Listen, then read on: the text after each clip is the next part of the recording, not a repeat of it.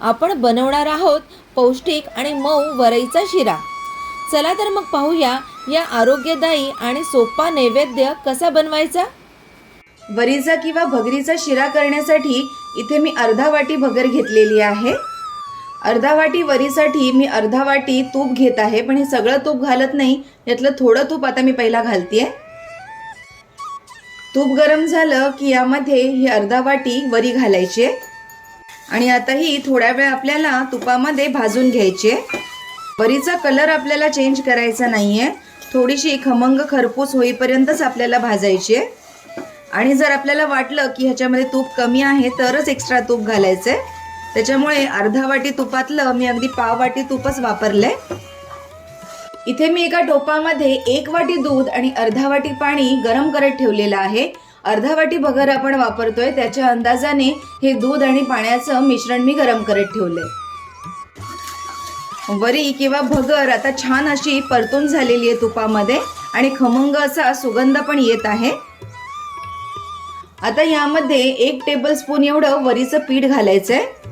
वरीचं पीठ घातल्यामुळे हा जो शिरा आहे हा छान मिळून येतो आणि हा देखील आता याच्यासोबत छान भाजून घ्यायचा आहे। आता यामध्ये थोडे ड्रायफ्रुट्स कट करून घालायचे आणि ते देखील याच्यासोबत छान परतून घ्यायचे। वरीचे तांदूळ, वरीचं पीठ आणि ड्रायफ्रूट हे सगळं छान खमंग परतून झालेलं आहे। आता यामध्ये हे गरम केलेलं दूध आणि पाण्याचं मिश्रण घालायचंय।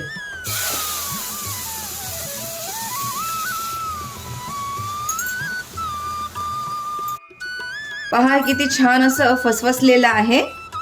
हे मिक्स करायचंय आणि बारीक गॅस करून आता 7 ते 8 मिनिट हे शिजवून घ्यायचंय।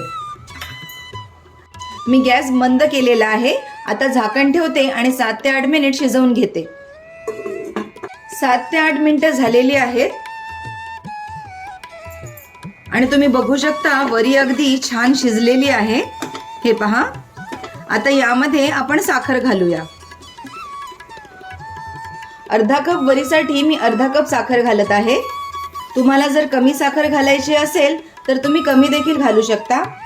आणि आता यामध्ये थोडीशी वेलची पावडर घालायची।